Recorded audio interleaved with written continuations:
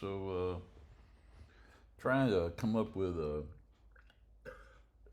way to do these, way to do the forest and the hillsides, the slopes. So I use this Good Notes tool. It's kind of cool, and I just sketch out some stuff. Trying to get an idea of what this might look like. I kind of like the way that tree looks out at the bottom, and I kind of like how these pines. I kind of like just kind of thinking that way. Really, how am I going to do it? Just like a tree, right? Shade it different colors. Then I found this recipe, and it was some guy on YouTube. You've got to love YouTube, right? He had about a 3-minute video that does all of this, and he's creating a tree. I can't pull it up, but basic, and then you can also like just see pictures and kind of the way they're doing them. And what I thought was interesting is I'll just describe it. He started off with a brown that had a faded had a tapered size. Right out of the in GIMP you get a brush when you enable dynamics that has a fade and opacity gradient, right? But you can go and edit the brush, and then you can just say I want size, and he basically draws a star because you're looking down at a tree from the top. A picture tells 1,000 words, but basically, you can, as I'm reading this, you can kind of see what I'm saying, and I kind of like in that 1.1, I show a kind of a picture, and then he reduces the fade length so that it fades faster and has a smaller size, and then he kind of draws limbs off of limbs.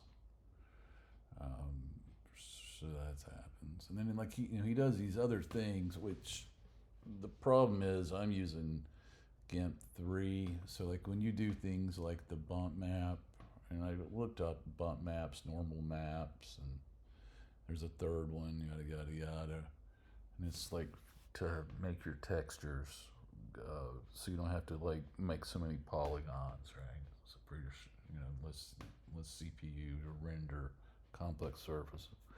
But anyway, the thing is, the version he's using is much different from the version now. So I kind of winged it, and there's a lot that doesn't actually map out. And then he had an image that he basically took an image and then he cloned that. So once he drew his trunk, he did that. I didn't do that. So you can kind of see there's something here on like step 6. So step 6 is where he's putting the foliage onto the trunk, and the trunk has been kind of got a texture to it, right? And he's just drawing one big tree. Well, I kind of did things differently. I played with my brush, and I did that. I liked what he was doing for that random rotate and size. So I did that. Anyway, I went through it, did a whole bunch of different options to like shadow contrast and yada yada yada. But mine's much smaller, and I'm duping it. So let me. And the bottom line is when it renders for a tile map, I think the tiles look good, but you can't see any difference. So let's run it over here. Give you a moment of truth, right? That's when you actually see it. See if we can zoom in. That's as much as I got set to zoom on the iPad. So basically, there's 3 variants, and each cluster is all the same. So like that's Forest 1, top left, Forest 1B, going clockwise, Forest 1A, 1B, 1C, whatever. You can't really see any difference. looking at the shadows, it just doesn't show up. Maybe it'll show up on the phone, but I kind of doubt it. My iPad's pretty good res. And when I did this one, I'm I'm keeping it kind of away from the center of the tile. And I was even thinking, oh, I could put like 3 variants, and then when I drew them, they would be variant-like. I think what I'm going to do is I'm going to create multiples and pull them all the way out to the edge, and even have like partials, so it'll get like a full overlap instead of being clustered like that. I mean, you're seeing the full tree. It looks kind of like the diagonal there is off. When I look at